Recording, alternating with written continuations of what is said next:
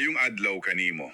Okay, so niya sa atong atubangan ang tanang materyales nga imong gipadala. Na CV, mga sinulat, mga link sa social media, o kining tanan nagtuyok sa usa ka tawo, si Narciso Olalo. O sa akong pagbasa ali, klaro kaayo nga dili ni ordinaryo nga istorya.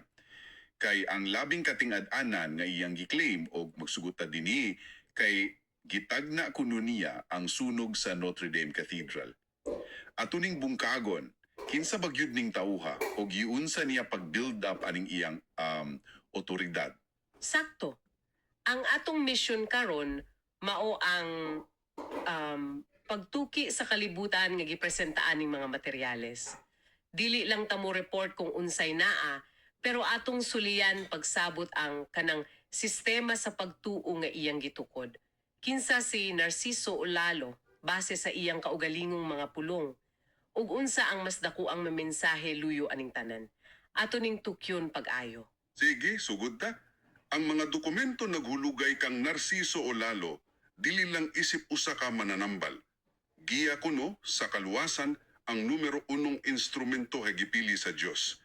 Base siya sa Australia, pero klaro kaayo nga ang iyang misyon nakafocus dinhi sa Pilipinas. Apan sa dili pa nato ihisgutan ang iyang mga gahom, na ay usa ka butang sa iyang CV nga nibarog yun para sa akon. Usa ka sugo. Maojud. O kini, murag ang pundasyon sa tanan niyang kalihukan, ang iyang giingon nga cornerstone sa iyang kredibilidad. Gikutlo niya ang usa ka message nga direkta kunugakan sa Dios. Og naka all caps pa jud, mahimo kang manambal og magsanglaw sa mga tawo apan walay kwarta nga dapat kolektahon. Kini dapat libre gayod. Kining libre nga aspekto, pirmi gyud ning gibalik-balik. Mao di ay iyang pagi sa pag-ingon nga lahi siya sa uban no? Nga putli iyang misyon, walay labot kwarta. Eksakto. O kining tanan sumala sa iyang mga sinulat, nagsugod sa usa ka lawong nga espiritualong pagkahigmata. Ang iyang origin story. Oo, dili kaayo detalyado pero gihulugayon isip mga balaanong engkwentro nga nagtimaan kaniya isip pinili. Ug gikan anang pundasyon mitumaw na dayon iyang gituuhang mga abilidad. Ang mga tinubdan naglatag og tulo ka espesipikong gahom. Okay? Dinhi na gid ni magka-interesante. Ang una, pag-ayo pinaagi lang kuno sa tingog. Matud sa usa ka mensahe, boses pa lang ang marinig nila sa iyo, gagaling sila. Simple ra paminawon, pero grabe kagamhanan ng implikasyon ana. Unya, ang ikaduha, mao ang iyang gitawag nga power of mind. O kining power of mind, mas komplikado pa. Sumala sa iyang CV, kini nagtugot niya nga makita ang tibuok istorya sa kinabuhi ug mga sala sa isa ka tao. Pero ang nakakuha dyan sa akong atensyon kay ang dugang detalye, buhi man o patay. Kadiyot. Ang gahog nga mamakita ang sala sa mga patay, lahi man gyud na talagsaon kaayo nga pangangkon. Naghatag bag ehemplo ang mga tinubdan? Walay kaayoy espesipikong ehemplo sa mga materyales nga naa nato. Apan ang implikasyon, dako. Kay kung makita niya ang mga sala, bisan sa mga namatay na, kining nagpaligon sa iyang autoridad. Dili lang sa kalibutan sa mga buhay, apan hasta sa espirituan ng kalibutan. Pero kining duha kagahom, ang pag-ayo ug ang pagbasa sa hunahuna, murag pasinuwa lang sa iyang ikatulo. Ang labing dramatikong abilidad, ang pagtagna sa umaabot. Dinhin na musulod ka ng kalainan nga iyang gihimo, tali sa ambularyo o sa usa ka astral healer. Sa sinugdan, murag parehas raman sila paminaon. Unsa man gid ang kalainan ani base sa iyang gisulat? Maayo kaayo ni nga estratehiya sa usa ka mensahe ni atong Mayo 2015, iyang ipasabot nga ang ambilaryo kay mananagan kansang mga panagna murag 50-50, mahimong matinuod o dili. Apan siya isip usa ka astral healer, lahi kuno ang iyang mga makita kay mga panghitabong nga mahimo pang mapugnan. So mga pasidaan dayon, dili mga sentensya. Maugyod, kung ang mga tao mutuo og mulihok base sa iyang pasidaon, mapugnan. So pinagi niya na naghimo siya usa ka senaryo diin dili gid siya masayop. Kung mahitabo, husto siya. Kung dili mahitabo, tungod kay naminawog ug nagampo ang mga tao. Mayo kayo nga self-insulating logic. Eksakto.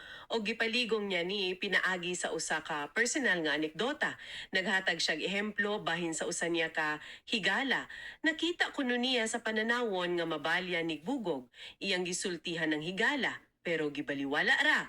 Pagasunod adlaw, nadulas kuno sa banyo og nabali jud ang bugog. Grabe ang epektoan ng istorya, no?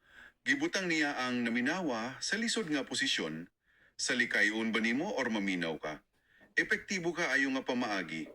O kining ideya sa pasidaan, nagdala nato sa iyang labing dagkong mga propesiya.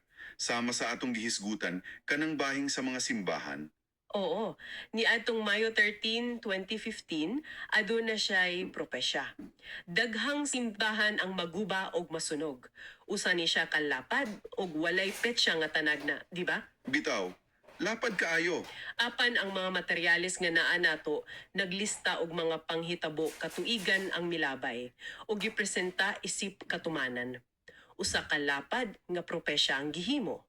Unya paglabay sa mga tuig, bisan unsang panghitabo nga muaom sama sa trahedya sa sunog sa Notre Dame sa Paris ni adtong 2019 o ang pagbomba sa mga simbahan sa Sri Lanka, giangkon isip katumanan. Apil na sad ang mga panghitabo dinhi sa Pilipinas, sama sa mga simbahang nadaot sa linog sa Pampanga. Ug ang pagkasunog sa Santo Niño de Pandacan Parish Church, nagmugna ni ugo sa kagamhanan, pero dili mapamatudon nga sayop, nga ebidensya para sa iyang mga sumusunod. Unya ang iyang mga propesya naglakip sad sa mga kinatibukang kalamidad. Linog, baha, pagbuto sa bulkan. Naapaganing mensahe nga, there's no place to hide, there's no way to run. Ug ang argumento sa tinubdan kay kining mga panghitabo dili na kono ordinaryo ug nagkakusog sukad siya nagsugod sa misyon. Gikutlo pagani niya kung ang dating lugar na hindi binabaha ngayon babahain. Kining tanan nagpintal og hulagway sa usa ka kalibutan nga ana sa ngilid sa katalagman, diin siya ang naghatag sa bugtong pasidaan. Busa, anak ka nato kining mga talagsaong pangangkon. Pag-ayo og propesiya, pero gibati na ako nga kining mga himan lamang para sa usa ka butang na mas dako pa. Unsa man jud ang katapusang tumong aning tanan? Ang kinauyukan nga mensahe. Mao gyud, ug ang paagi sa iyang pagpakaylap niini mao ang iyang gitawag nga krusada. Ug kung ato ning tan-awan sa mga video, dili ni simpleng panagtapok. Kining mga krusada dako og emosyonal kaayo nga mga kalihukan. Naay mga tawo nga magpaambit og mga testimonya nga puno sa luha diha sa entablado. Ang atmosphere mismo importante.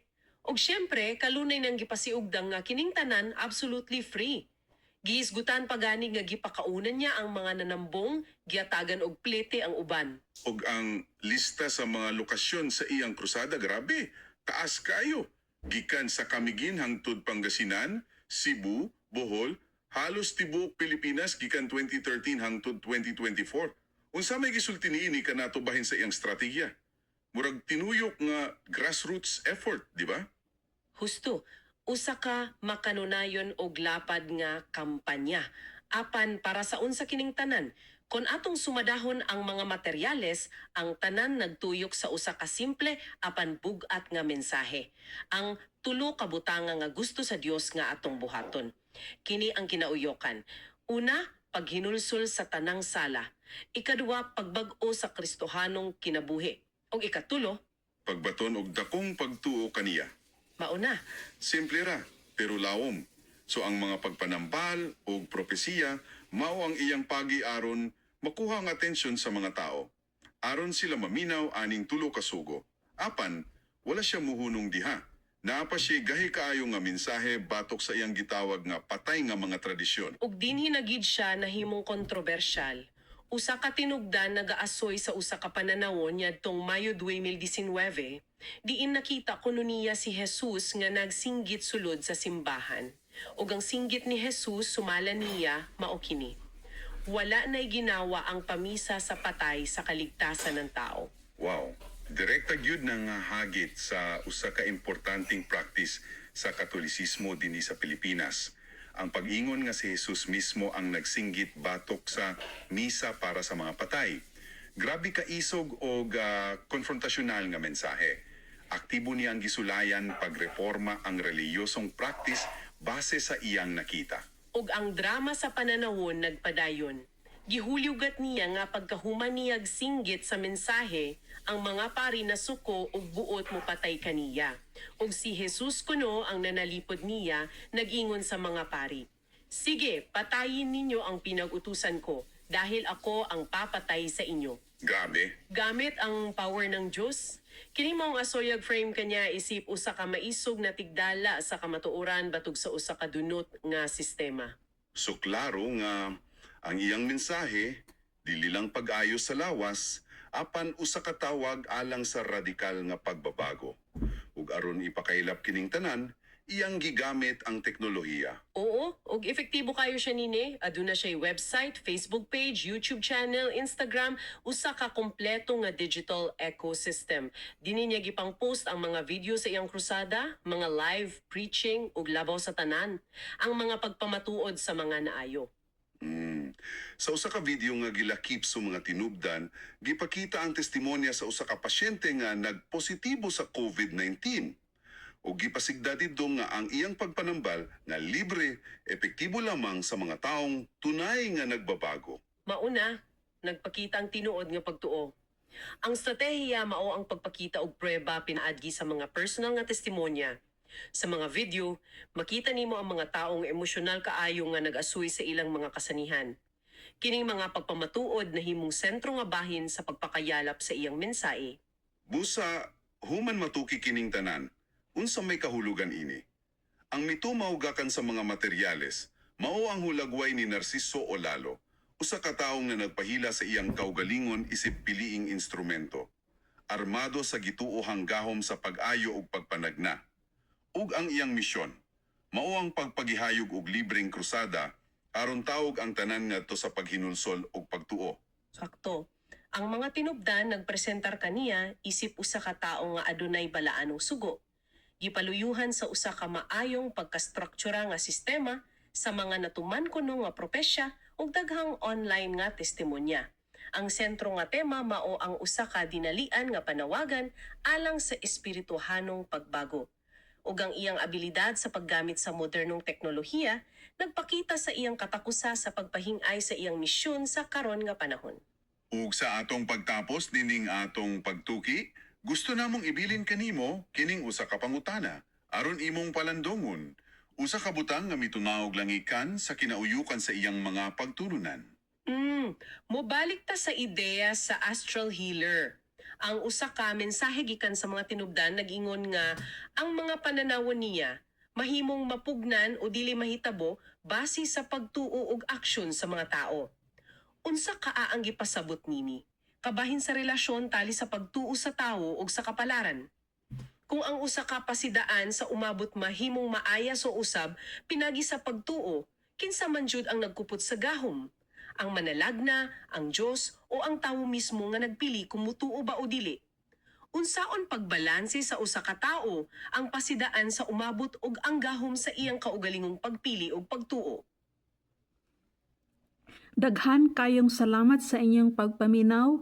Wala naging rason nga mag-ingon mo nga dili ninyo nasabtan ang mga posting ni Narciso Olalo. I provided the English version, Filipino version, and the Cebuano version. So, magpili lang mo ug unsa ang language nga inyong gusto.